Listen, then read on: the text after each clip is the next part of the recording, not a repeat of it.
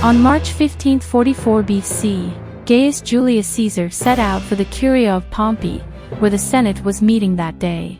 On his way, he encountered Spurina, a haruspex, a soothsayer who read omens from the livers of sacrificed sheep. The day before, Spurina had warned Caesar to beware the Ides of March. "The Ides of March have come, and nothing has happened," Caesar remarked to the soothsayer. "Yes," Spurina replied, "but they are not yet over." Caesar entered the Curia of Pompeii and never left it alive.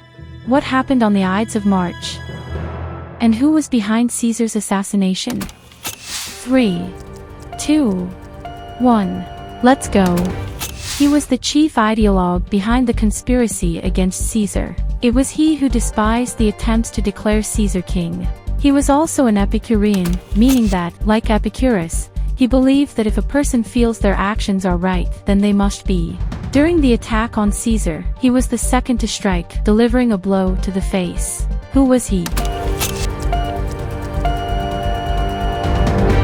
Gaius Cassius Longinus, senator of the Roman Republic. The second key figure in the conspiracy against Caesar was the brother-in-law of Gaius Cassius Longinus. He became the leader of the conspirators, or at least was considered to be, likely because his ancestor had overthrown the monarchy in the 500s BC, been elected as Rome's first consul, and helped establish the Republic. During the attack on Caesar, he was the fifth to strike. Who was he? Marcus Junius Brutus, consul of the Roman Republic. This conspirator was originally a childhood friend of Caesar. Not only did he join the plot himself, he also pulled his brother into it. It was he who struck the first blow, a stab in Caesar's back. When Caesar grabbed his hand after the initial strike, he shouted, "Brother, help me." That was the moment the rest of the conspirators attacked. Who was he? Publius Servilius Casca, tribune of the plebs of the Roman Republic. This conspirator was a staunch supporter of Caesar for a long time until his brother was exiled. All his attempts to bring him back failed. On the day of the assassination, he once again approached Caesar with a petition on his brother's behalf. After receiving yet another refusal, he grabbed Caesar's toga and wrapped it around his arms. Caesar shouted, "This is violence." This was the moment when the attack began. Who was he? Lucius Tillius Cimber, senator of the Roman Republic. If Caesar ever uttered the phrase "Et tu, Brute," he was not addressing Marcus Junius Brutus but another Brutus, a distant relative. This was the man Caesar publicly referred to as his son and included in his will as a second-line heir, after Octavian Augustus. It was this Brutus who persuaded Caesar to go to the Senate on the Ides of March despite the prophecy. He was also the one who delivered the fourth strike. Who was he?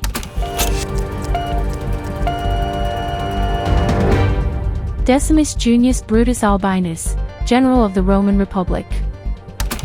This former supporter of Caesar had one of the strongest motives for the assassination. The dictator of the Roman Republic had an affair with his wife. However, there was another reason as well. Due to his loyalty to Caesar, he had previously lost his chance to become consul. Who was he? Servius Sulpicius Galba, praetor of the Roman Republic.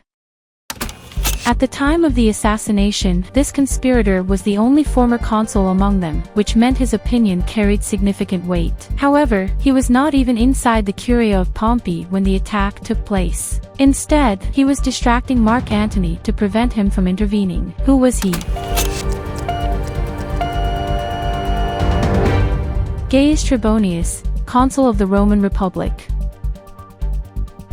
This famous orator was surprised when he learned about the assassination. In a letter to Gaius Trebonius, he reproached him, saying he should have been invited to this magnificent banquet. However, the conspirators had strict selection criteria. They did not invite those who were too young, as they were too impatient, nor those who were too old, as they were too cautious. Almost all the conspirators were just over 40 years old. At the time, this orator was much older. Who was he? Marcus Tullius Cicero, consul of the Roman Republic. This legate of Africa, who sided with Pompey Magnus during the Civil War, was spared Caesar's punishment thanks to Cicero. During the assassination of Caesar, he was one of those who inflicted one of the 23 wounds. Who was he?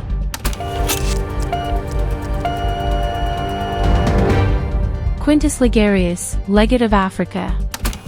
The father of Caesar's last and third wife was not afraid to stand in the Senate after his assassination and publicly demand a state-funded funeral for his son-in-law. He also insisted that Caesar's will, which was kept in his possession, be read in the presence of the people. Who was he?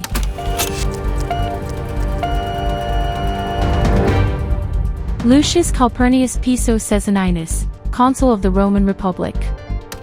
Approximately 60 people took part in the conspiracy against Caesar. He was stabbed 23 times, but only the third wound was fatal.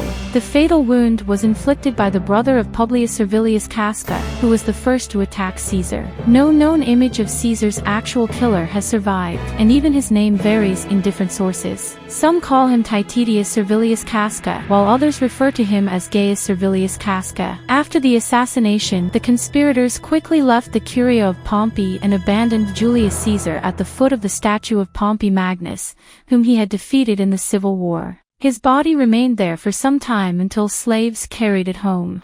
When the will was announced, Octavian Augustus was named as the primary heir. Despite his young age, he managed to defeat both the assassins of Caesar and his former ally Mark Antony. The phrase "Beware the Ides of March" became legendary, thanks to Shakespeare and his play Julius Caesar. Let me know in the comments if I missed someone who should have been included in this video. Give it a like if you recognized all the names.